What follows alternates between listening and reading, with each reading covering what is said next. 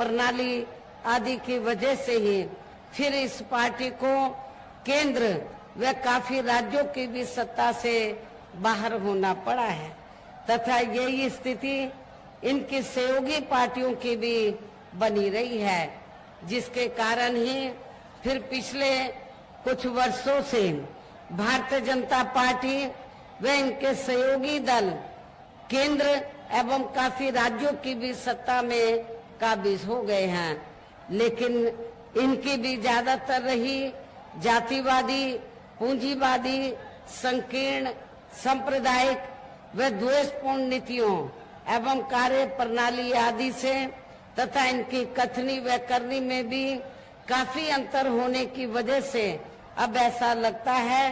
कि इस बार ये पार्टी भी यानी कि भारतीय जनता पार्टी भी केंद्र की सत्ता में आसानी से वापस आने वाली नहीं है, बशर्ते यदि ये चुनाव इस बार फ्री एंड फेयर होता है तथा आम चर्चा के मुताबिक वोटिंग मशीनों में भी कोई गड़बड़ी आदि नहीं की जाती है। और वैसे भी इस बार चुनाव में इनकी कोई भी पुरानी व नई चल रही नाटकबाजी, जुमलेबाजी व गारंटी आदि काम में आने वाली नहीं है, क्योंकि अब देश की जनता काफी हद तक इस बात को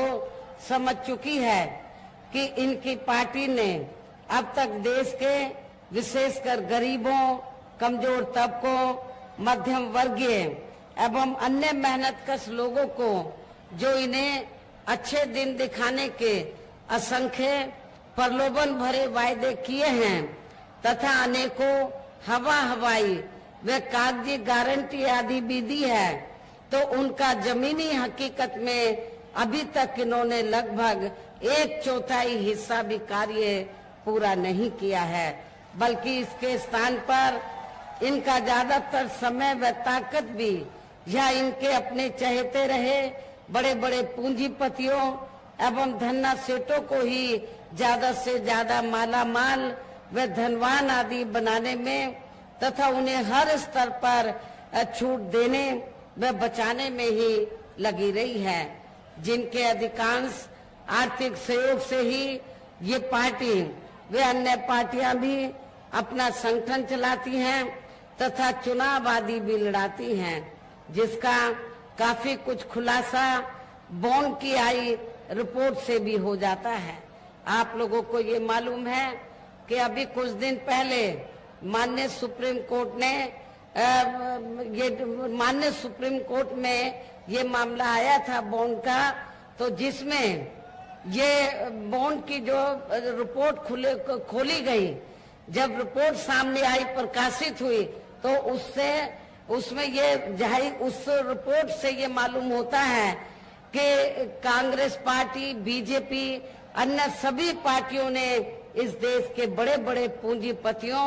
और धन्ना सेठों से चुनाव में, खासकर चुनाव में बॉन्ड के जरिए करोड़ों अरबों रुपया लिया है। लेकिन उस रिपोर्ट में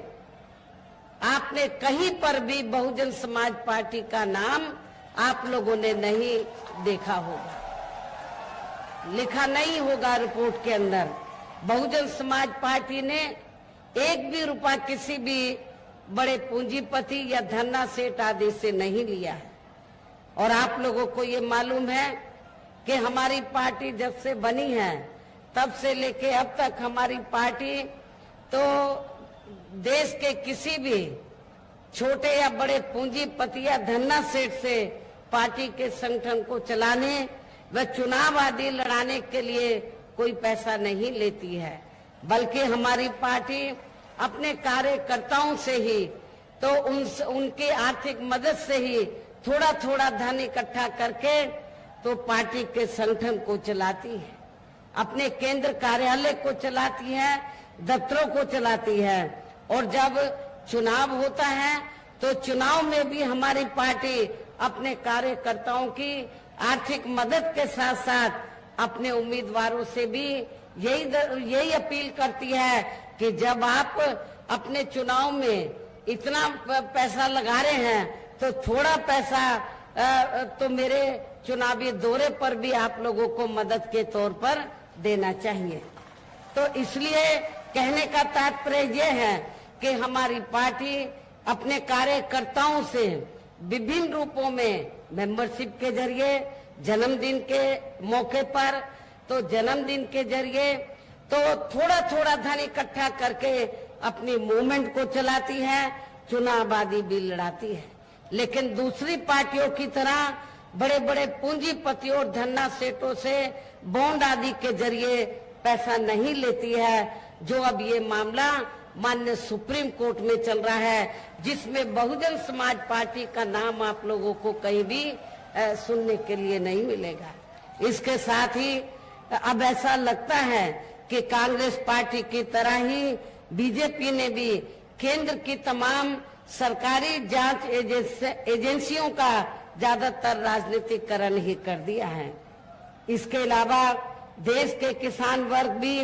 वर्तमान बीजेपी की सरकार में शुरू से ही अपनी विभिन्न समस्याओं को लेकर काफी ज्यादा दुखी व परेशान रहे हैं और अभी भी हैं। जबकि यूपी में 4 बार हमारी पार्टी की रही सरकार ने इनके हितों का भी हर स्तर पर विशेष ध्यान रखा है। आप लोगों को ये मालूम है कि जब भी बीएसपी के नेतृत्व में यूपी की सरकार रही है तो हमारी पार्टी की सरकार ने तो किसानों को खेती करने के लिए समय से सस्ते साधन उपलब्ध कराए हैं और उनकी फसल का भी उचित दाम हमारी सरकार ने दिया। इतना ही नहीं बल्कि केंद्र में पूर्व की रही कांग्रेसी सरकार की तरह ही वर्तमान भाजपा सरकार में भी इनकी जातिवादी, हीन, सांप्रदायिक एवं पूंजीवादी सोच व नीतियों के चलते ही पूरे देश में सर्व समाज में से खासकर गरीबों, दलितों, आदिवासियों, पिछड़े वर्गों, मुस्लिम एवं अन्य धार्मिक अल्पसंख्यक समाज के लोगों का भी पूर्ण रूप से विकास व उत्थान आदि नहीं हो सका है। और इस संदर्भ में वैसे आप लोगों को ये मालूम है कि पूरे देश में यहाँ दलितों, आदिवासियों एवं अन्य पिछड़े वर्गों का सरकारी नौकरियों में वर्षों से अधूरा पड़ा आरक्षण का कोटा भी अभी तक पूरा नहीं भरा गया है। विशेषकर एससी व एसटी वर्गों के सरकारी कर्मचारियों का पदोन्नति में आरक्षण भी अब काफी हद तक प्रभावहीन ही बना दिया गया है। और आप लोगों को ये भी मालूम है कि जब यूपी में समाजवादी पार्टी की सरकार थी तो समाजवादी पार्टी की सरकार ने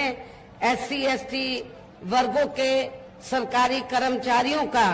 पदोन्नति में आरक्षण ही खत्म कर दिया था। सपा सरकार ने,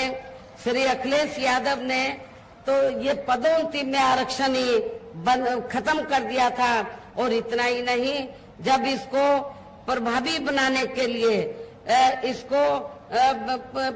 जो निष्प्रभावी हो गया था, इसको प्रभावी बनाने के लिए जब ये मामला पार्लियामेंट में लाया गया,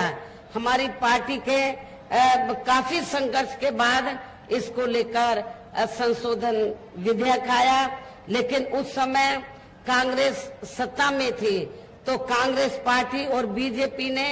अंदरूनी मिलीभगत के तहत समाजवादी पार्टी को आगे करके और अन्य विरोधी पार्टियों को आगे करके तो इस बिल को पास नहीं होने दिया। और समाजवादी पार्टी के सांसदों ने तो, एमपीज ने तो इस विधेयक को ही संसद के अंदर फाड़ दिया था। जो आज दलितों का वोट लेने की बात करते हैं, क्या उनको आपको दलितों का वोट देना चाहिए? परम पूज्य बाबा साहब डॉक्टर भीमराव अंबेडकर ने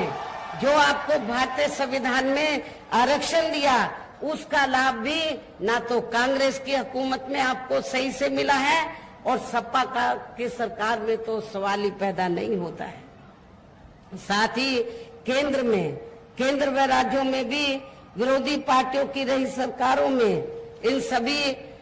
वर्गों को प्राइवेट सेक्टर में आरक्षण दिए जाने की व्यवस्था किए बिना ही इनकी सरकारों के ज्यादातर सरकारी कार्य अब प्राइवेट सेक्टर के जरिए ही इनके बड़े बड़े पूंजीपतियों व धन्ना सेठों आदि को ही दिए जाने के कारण अब इनको पूरे देश में आरक्षण का बहुत कम ही लाभ मिल पा रहा है। इसी प्रकार इनका अन्य और मामलों में भी शोषण व उत्पीड़न आदि होना